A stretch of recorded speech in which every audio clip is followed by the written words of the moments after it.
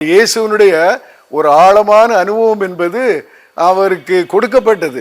இங்கே அவர் திருமுழுக்கு பெற்ற போது யோர்தானிலே கொடுக்கப்பட்டது. அந்த அனுபவம் அந்த யூத சமய பின்புலத்தில் நடந்தது.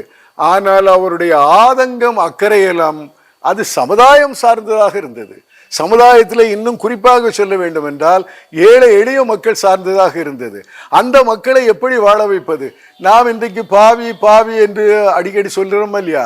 அவர் பாவிகள் என்பதை காட்டிலும் இந்த சமுதாயத்தில் இந்த ஏழை மக்கள் எப்படி துன்புறுகிறார்கள் என்பதுதான் அவருக்கு பிரதானமாக இருந்தது. அந்த துன்பத்தில் இருந்து அவர்களை விடுவிப்பது எப்படி என்றுதான் அவர் ஒரு விழிப்புணர்வை கொண்டு வந்தார். அப்படி வரும்போது அவர் செய்த மிகப்பெரிய புரட்சி என்னவென்றால், அந்த இயேசு வாழ்ந்த அந்த காலத்தில் சமத்துவம் என்பது இல்லாமல் இருந்தது.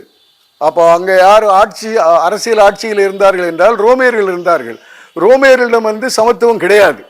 ரோமேயர்கள் தங்களுக்கென்று ஒரு விதிமுறைகளை வைத்துக் கொண்டார்கள்.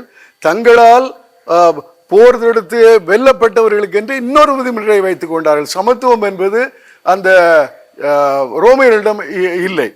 அந்த யூத சமூகத்திலும் அன்றைக்கு சமத்துவம் இல்லை, ஒரு படிநிலை தான் இருந்தது. இந்த பின்புலத்தில் அவர் ஏழை எளிகளோடு, புறக்கணிக்கப்பட்டவர்களோடு, புறந்தள்ளப்பட்டவர்களோடு, மனிதர்களாகவே மதிக்கப்படாதவர்களோடு உட்கார்ந்து பேசினார், உண்டார், உரையாடினார்.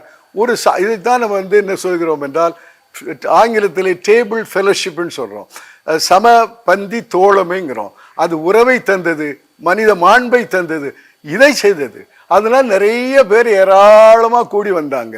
அப்படி கூடி வர வர அதிகாரத்தில் இருந்தவர்கள், அரசியல் அதிகாரத்தில் இருந்தவர்களும் சரி, சமுதாயத்தில் அதிகாரத்தில் இருந்த யூத தலைவர்களும் சரி, இப்படி போனால் நாம் இந்த சுகங்களை அனுபவிக்க முடியாது என்று உணர்ந்து அவரை, இந்த மக்களை திசை திருப்பி, அந்த மக்களை அவருக்கு எதிராக திசை திருப்பி அவரை சிலுவையில் அறைந்து கொன்று போட்டார்கள்.